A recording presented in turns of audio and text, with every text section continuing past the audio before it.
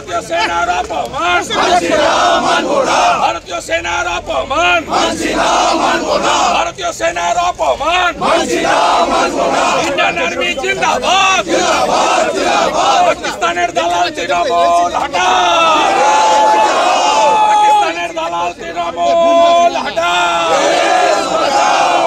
আজকে আমরা প্রাপ্ত বসু যখন সামরিক বাহিনীকে ইন্ডিয়ান আর্মিকে অপমান করেন, তাদের গায়ে রাজনীতি ছোঁয়া লাগান এবং বাংলাদেশে সামরিক অভ্যুত্থানের সঙ্গে ইন্ডিয়ান আর্মির তুলনা করেন গতকাল অবৈধ ছামড়া ভাঙা নিয়ে।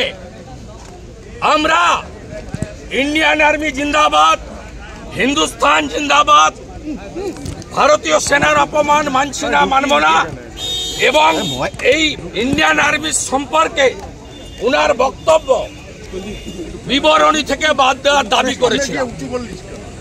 অরূপ বিশ্বাসের নির্দেশে এই স্পিকার বিমান ব্যানার্জি, যার মেরুদণ্ড নেই, তিনি অরূপ বিশ্বাসের কথায় অফিসিয়াল প্রস্তাব না এনে তার চেয়ার থেকে তিনি বিরোধী দলনেতাকে সাসপেন্ড করেন। আমি প্রাউড রামপুরহাটের বকটুইতে মুসলমান মহিলা শিশু পুরানোর জন্য প্রতিবাদ করতে গিয়ে আমাকে সাসপেন্ড করেছিল। পরবর্তীকালে দেবী দুর্গার মূর্তি ভাঙা নিয়ে আমাকে সাসপেন্ড করেছিল। আজকে ভারতীয় সেনার হয়ে বলার জন্য, ভারতীয় সেনাকে অপমান এবং রাজনীতিকরণের বিরুদ্ধে আওয়াজ তোলার জন্য বিরোধী দলনেতাকে সাসপেন্ড করা হয়েছে। আমি গর্বিত ভারতীয়, আমি আমার সেনার জন্য গর্ব অনুভব করি এবং এখানে যারা আছে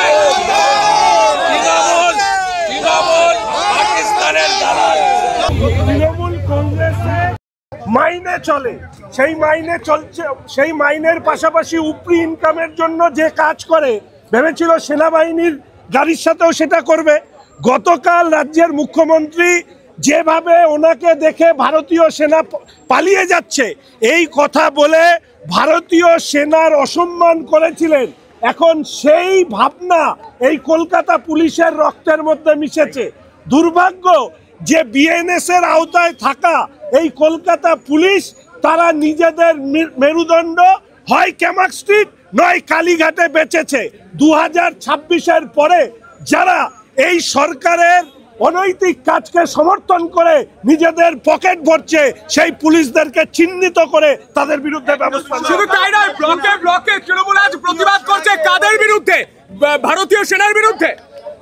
ভারতীয় সেনার বিরুদ্ধে রাজ্যের মুখ্যমন্ত্রী যে অপমানকর বক্তব্য করেছেন, আজকে যেভাবে পার্থ বসু বিধানসভার অভ্যন্তরে দাঁড়িয়ে ভারতীয় সেনার অপমান করেছে, অনেকে এটা মনে করছেন যে পাকিস্তান থেকে এদের ডাক এসছে, ফলে স্বাভাবিকভাবে পাকিস্তানের দালালি করতে করতে এটা বিধানসভার ভেতরেও পাকিস্তানের দালালি করছে।